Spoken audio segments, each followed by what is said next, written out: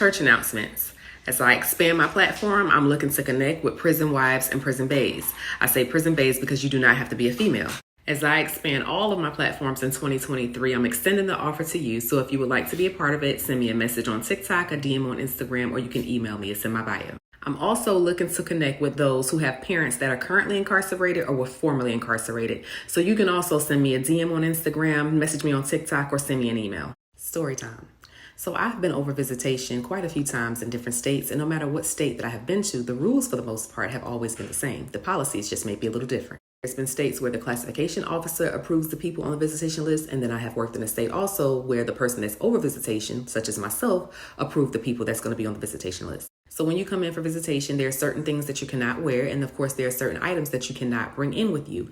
And these things are actually posted on the DOC website as well as in the visitation area. When you come for visitation, you have to clear security before you can get back to the visitation area. And the person that's normally over visitation is the one that's going to clear you through security to get back there.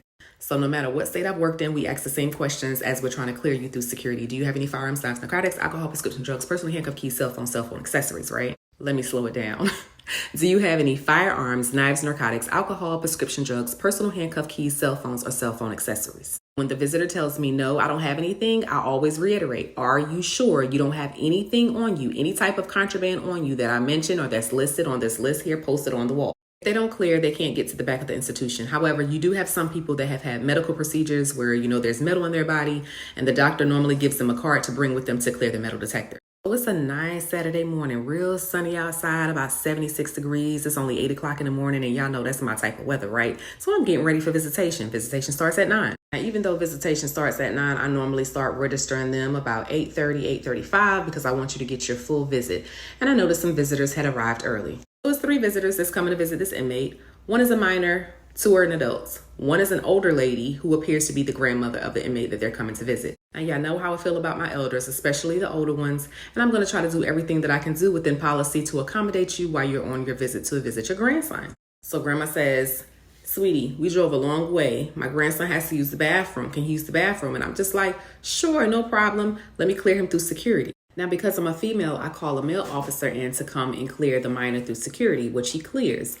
And then suddenly now grandma has to use the bathroom too. But I'm not tripping because grandma already explained that they drove a long way for visitation. So I get her to come on back into the room so I can clear her through security. But grandma can't clear through security. But let me backtrack for a minute. When you're over visitation, it is your duty to go and shake down the visitation area. That includes toys, tables, bathrooms, desks, you name it, search it. All right, now back to grandma. Grandma's not clearing security. And I'm thinking, well, grandma, she's an older lady. So I'm just like, maybe it's your brassiere. Like, do you have wire in your brassiere? And she's like, I don't have any wire. Now we're at the point that grandma doesn't have any socks or shoes on. She has all her jewelry off. She doesn't have a jacket off, but she's still not clearing. There's only one thing left for me to check on grandma before she can consent to a strip search. But again, there's one thing left on grandma for me to check before I ask her, do she want to consent to a strip search? Y'all, I absolutely hate doing strip searches, okay? I see too much of everything when I'm doing strip searches, and I'm so tired of seeing Bunky. I saw some of the weirdest things while doing strip searches, so I was praying that grandma cleared the metal detector this time, okay? So the last thing for me to check on grandma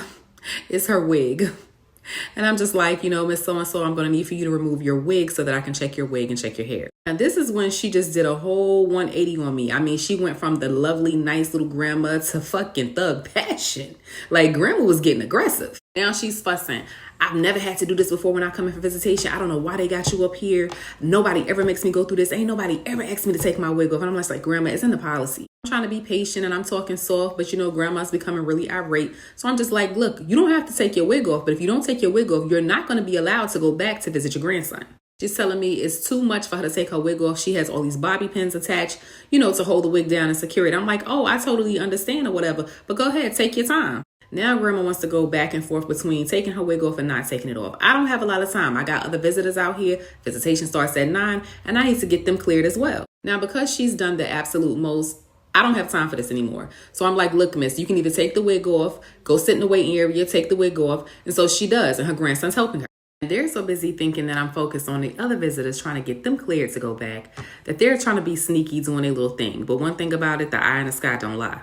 Now, suddenly, the other gentleman that's with them, he has to go to the bathroom as well. And I'm just like, look, you're going to have to wait for me to get a male up here to clear you. Once he clear you, then you can go back. But for right now, I'm going to take your grandma. Before I take grandma back to clear her through security, I decided to go look at the surveillance camera to see what they were passing around. And I can't tell what they're passing around, but I know they passed it off to the other gentleman that was with them. Now, me and grandmother goes on back and she's still not clearing, but she insists that she took all of her bobby pins out. There is nothing in it. And I take the wig off and I'll show you. So I'm just like, sure, take the wig off and show me.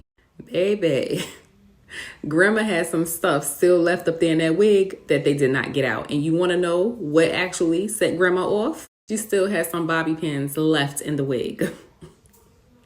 Like, grandma, you probably wouldn't have gotten caught had you taken all the bobby pins out. Now, the way they had the contraband package, they could have actually gotten away with that had they took all the bobby pins out of the wig, because when I ran the package through the metal detector, it was not going off. But of course, once I put it through the x-ray machine, I was able to see exactly what it was. I had to go ahead and give a call up there to say, hey, we're going to have to stop visitation for a second. I have a little situation. Thinking about it now and how they had this wig on grandma head, it was such a botched way to bring in contraband, but grandma wig was full of Suboxone strips, Newport 100s, and weed. Now that the other visitor that came with grandma knows that grandma's gotten caught, him and the little boy, they're getting up and they're walking out of the door to leave, to go out through the gates. And I'm just like, you just gonna leave her? His sorry ass. Man, how y'all about to lock an old lady up, man? She ain't even did nothing, man. We just trying to come and see my brother dog and da-da-da-da. Boy, get the fuck on. And remember when little buddy went to the bathroom? He left some in the bathroom as well. So not only did grandma have some on her, the little boy had some on him. Y'all really care about y'all kids, right? And during this time, again, I wasn't an investigator. I was just over visitation. But, I'm still asking grandma questions like, why would you bring this in here? Like, did the inmate ask you to bring this in here? And she's just like, well, that's grandma baby. So, whatever he asks me to do and he need me to do, I'm going to have to do it while he ain't here until he make it on out. And I'm just like, do you know what kind of charge you're about to get? One thing I realized over the years is that normally, if an inmate truly cares and loves you, he is not going to ask you, he or she is not going to ask you to bring any type of contraband in the facility. The county comes and arrests grandma and picks her up, and she's charged with introducing contraband into the institution, and so is the inmate that she was coming to see, which is her grandson.